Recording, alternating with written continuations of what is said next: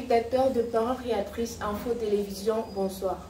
C'est un plaisir de vous retrouver pour cette interview exclusive avec le pasteur Jean-Paul Bouengeni, pasteur du tabernacle de Bancomo, qui a prêché ce vendredi 28 juin 2024, deuxième jour de la campagne d'évangélisation sur le thème « Le jour grand et redoutable arrive », tiré de Malachie 400. Bonsoir, révérend. Bonsoir, ma soeur. Comment allez-vous? Je vais bien par la grâce de Dieu. Et toi? Très bien, merci. Vous avez apporté un sermon ce vendredi à l'occasion de la campagne d'évangélisation sur le thème « Le jour grand et redoutable arrive ». Pouvez-vous faire un résumé détaillé pour nos téléspectateurs? C'est avec plaisir, ma bien-aimée sœur. Je rends grâce au Seigneur qui me permet de me prêter à cet exercice. Le Seigneur, dans sa grâce, a voulu que soit organisée, n'est-ce pas, depuis hier, aujourd'hui et demain, une campagne d'évangélisation du côté de Touguébé, lieu dit Carrefour de la Joie, le stade du collège City Balingual. En fait, le grand thème qui a été arrêté pour la campagne de l'évangélisation, c'est le grand jour, le jour grand et redoutable de l'Éternel qui arrive. Dans mon intervention de cette soirée qui s'est appuyée sur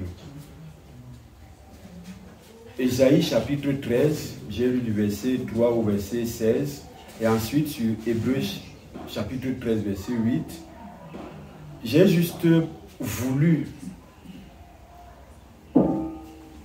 sensibiliser par la grâce de Dieu, puisque le but de la campagne, en fait, c'est une sensibilisation. C'est pour qu'ils sachent qu'il y a le jour du jugement, le jour de l'Éternel, qui est un jour redoutable, un jour cruel, comme le dit la parole, où Dieu vient pour se venger de tous les méchants, de tous les impies, de tous les rebelles qui ont brisé sa parole pendant l'existence sur la terre. Alors, le résumé, en fait, c'était de faire comprendre à ceux qui ont été présents et aux voisins qui écoutaient que Dieu ne change pas dans son approche. Il ne change pas dans sa manière de faire. Et chaque fois qu'il a annoncé un jugement, il prévoit toujours une issue de sortie.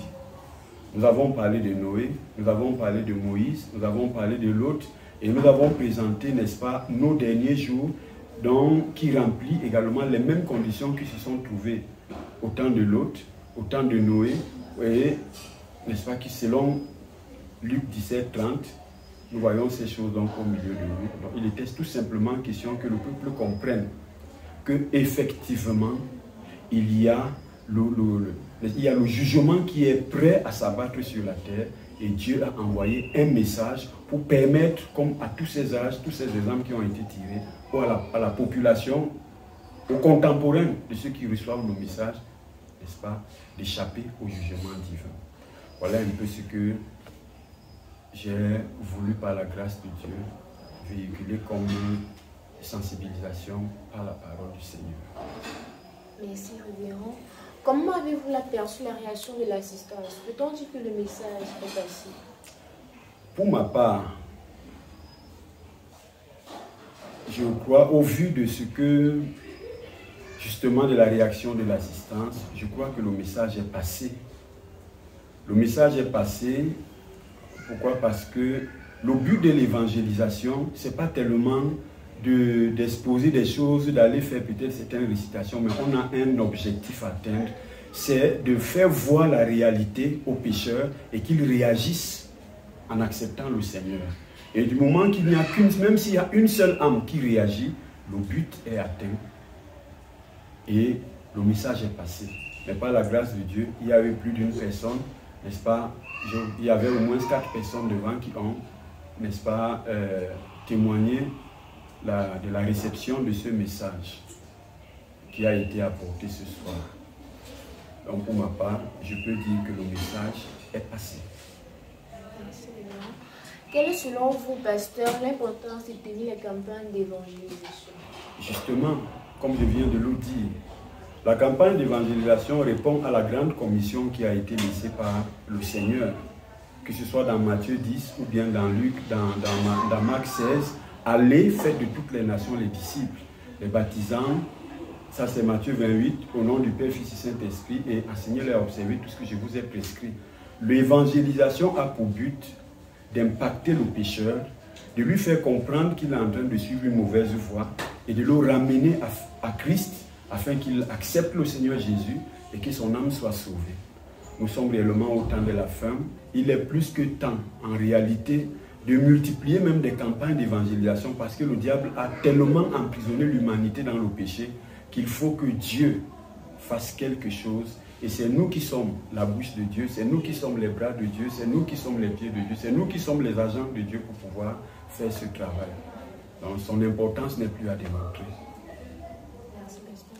Pasteur Bongeni Jean-Paul, avez-vous un message à passer aux populations de Yaoundé et ceux des Toubé en particulier, sans oublier nos nombreux téléspectateurs qui nous regardent en ce moment? Merci ma soeur. Pour la circonstance, le message que je pourrais passer, c'est celui que nous essayons de rappeler à la population quand elle se rassemble et quand nous la rassemblons au nom du Seigneur. C'est que véritablement, ce monde dans lequel nous vivons est mûr pour le jugement. Et Dieu qui est juste ne peut pas avoir détruit le monde au temps de Noé. Lorsque le péché s'est multiplié, il ne peut pas avoir détruit le monde au temps de Lot. Lorsque l'homosexualité a été officialisée et que l'humanité tout entière aujourd'hui vit dans ces conditions, avec toute espèce de péché, je n'ai pas le temps de les énumérer, mais Dieu dans sa miséricorde, donc lui qui a dit qu'il ne veut pas la mort du pécheur, il voudrait que le pécheur se répande et qu'il vienne à la vie, au salut.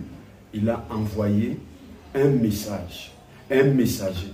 William Marion Branham est le lit du temps de la fin qui est venu dans le but d'appeler l'épouse à sortir de la dénomination, parce que le fait d'être dénominationnel n'est pas une garantie aujourd'hui. Il y a un signe, et le signe c'est le message de l'heure, et tout le monde doit être sous ce signe pour avoir la certitude, n'est-ce pas, de l'enlèvement qui est devant nous par le baptême du Saint-Esprit.